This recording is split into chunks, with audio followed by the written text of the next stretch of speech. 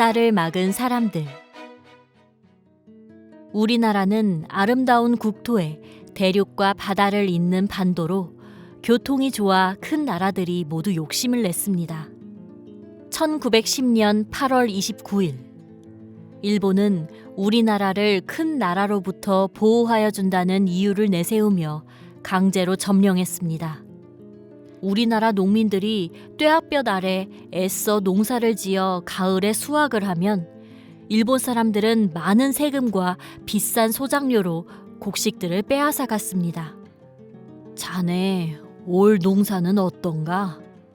일본 사람 논주인에게 빚을 얻었는데 비료값과 소작료를 갚고 나니 금년 농사 지은 것이 허들이고 오히려 빚만 남게 되었어. 나도 마찬가지네. 아이들하고 추운 겨울 지낼 일이 큰일이네. 사람들은 둘만 모여도 살 길을 근심하며 당장 끼니 걱정을 했습니다. 바닷가 언덕 자갈밭에서 일하던 한 농부가 말했습니다. 저기 저 갯벌이 우리 논이라면 얼마나 좋을꼬. 두 농부는 옛날부터 쓸모없는 땅으로 버려져 있는 넓은 갯벌을 쳐다보며 한탄했습니다. 이 무렵 우리나라 남단, 가난하고 무지한 백성들이 모여 사는 바닷가 마을에 이 나라를 구원하고 세계를 구원할 성자가 나타나셨습니다. 1916년 4월 28일, 전남 영광군 백수읍 기룡리에서 소태산 대종사님이 우주의 큰 진리를 깨치신 것입니다. 대종사님이 우리나라에서 태어나시고 우주의 진리를 깨치신 것은 우리 민족에게 큰 영광이며 은혜였습니다. 일본의 나라를 빼앗기고 백성들이 어려움에 빠져 있을 때 소태산 대종사님의 말씀은 우리 민족에게 희망을 심어주고 갈 길을 인도하여 주셨기 때문입니다. 대종사님은 전국에서 많은 제자들이 모여들자 신심이 독실한 제자 9사람을 뽑으셨습니다. 대종사님은 9 제자들을 중심으로 저축조합을 만들어 적은 돈이라도 저축하게 하셨습니다. 대종사님은 정신적인 빚만 되신 것이 아니라 가난하게 사는 사람들에게 생활도 넉넉히 사는 길을 가르쳐 주신 것입니다. 대종사님은 마을 앞에 조상 대대로 버려져 온 갯벌을 논으로 만들자고 제자들에게 말씀하셨습니다. 대종사님, 바닷물을 어떻게 막아 저 갯벌을 논으로 만들 수 있겠습니까? 제자들은 대종사님의 말씀에 어리둥절했습니다. 여러분들의 신심과 합심이면 이룰 수 있을 것이다. 제자들은 대종사님의 말씀을 믿고 바닷물을 막기 시작했습니다. 썰물이 되어 바닥이 드러나면 돌과 흙을 퍼날라 둑을 쌓고 한쪽에서는 밀물대 둑이 바닷물에 떠내려가지 않도록 말뚝을 박고 나뭇가지를 엮었습니다. 바닷물을 막는 일은 쉽지가 않았습니다. 어떤 날은 오전 내내 막아놓은 둑이 오후 밀물에 흔적도 없이 떠내려갔습니다.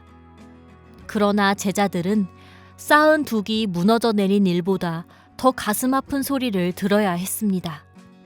아니, 미친 사람들이지. 겨우 30-40명이 둑을 막아 논을 만들겠다고? 글쎄 말이야. 진리를 깨쳤다고 하더니 이제 바다를 막아 논을 만들겠다고 하니 저 앞 갯벌이 논이 된다면 내가 이 손가락에 불을 붙이고 하늘로 올라가지.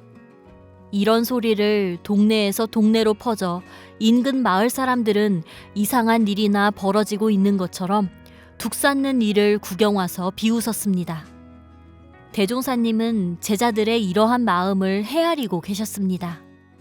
하루는 일을 끝내고 돌아오는 제자들을 불러 모으시고 말씀하셨습니다. 어려운 일을 성공시키려면 힘들고 참기 어려운 일이 하나둘이 아닐 것이다. 마음에 굳은 힘을 가지고 열심히 하라. 처마 끝에서 떨어지는 빗물방울이 한 방울은 큰 힘이 없지만 계속해서 떨어지면 단단한 바위에 구멍도 뚫라니라. 제자들은 대종사님의 말씀을 듣고 다시 용기를 얻어 열심히 둑을 쌓았습니다. 처음에는 둑을 쌓아 바다를 막는 일이 불가능한 일처럼 생각되었으나 날이 갈수록 둑의 모습이 서서히 드러나기 시작했습니다.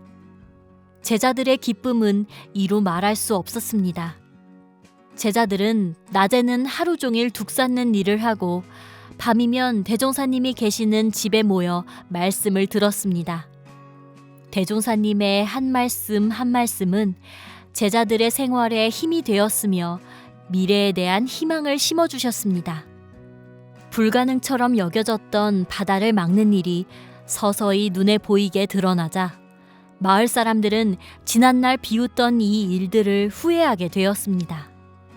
제자들은 더욱 힘을 얻어 옛날 자기들을 비웃던 마을 사람들을 설득하여 둑 쌓는 일에 참여하게 했습니다. 마을 사람들도 인근 동네 사람들도 멀리서 온 사람들까지 둑 쌓는 일에 참여하게 되었습니다. 많은 사람들이 함께 하는 일은 더욱 쉽게 이루어져 하루가 다르게 그 모습을 드러냈습니다. 참으로 장한 일이었습니다. 어느 날 이웃에 사는 김부자가 일본 사람과 함께 둑 쌓는 곳에 불쑥 나타났습니다. 어이, 수고들 하시오. 이 넓은 갯벌이 논이 된다면 큰 부자가 되겠소.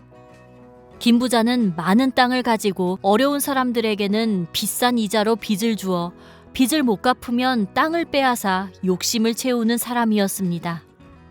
김부자가 나타난 것이 심상찮았으나 제자들은 둑 쌓는 일만 계속했습니다. 며칠 후 마을에 일 보러 갔던 이재철이 급히 뛰어오며 대종사님께 여쭈었습니다. 대종사님, 큰일이 났습니다. 김부자가 우리 땅을 차지하려고 군청에 서류를 냈다고 합니다. 그게 사실이냐? 사실로 김부자는 영산 앞바다 간척사업 허가를 받기 위하여 군청에 서류를 내고 직원들에게 뇌물을 주었습니다. 허가가 나오면 대종사님과 제자들이 둑을 쌓고 있는 언답을 차지할 속셈이었습니다. 또 한 번 시련이 닥친 것입니다. 대종사님이 말씀하셨습니다.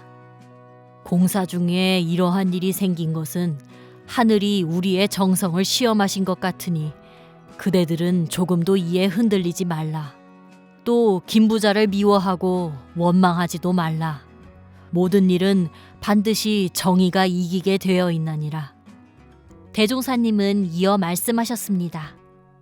우리가 바다를 막아 갯벌을 논으로 만들려고 한 것은 많은 사람들에게 도움을 주기 위한 일이고, 일이 잘못되어 김부자가 우리 땅을 차지해도 이 가난한 바닷가 마을에 논이 많이 생긴 것이니 우리는 마음에 부끄러움이 없다.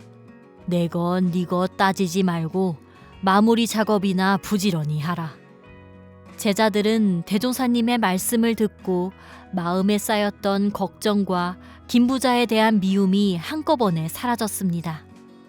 제자들은 새벽부터 저녁 늦게까지 고된 노동을 기쁜 마음으로 여기며 더욱 열심히 둑 쌓는 일을 계속했습니다. 방언 공사를 마친 날 소태산 대종사님과 제자들, 동네 사람들은 한데 어울려 한마당 잔치를 벌였습니다. 이후 동네 사람들은 모두 대종사님의 제자가 되었으며 바다를 막아 이룬 땅에서 자손 대대로 곡식을 거두어들이며 살게 되었습니다. 이 노는 오늘날 원불교를 이루는 경제의 밑바탕이 되었으며 이곳 전남 영광군 백수 기룡리 일대는 원불교 성지로 보존되고 있습니다.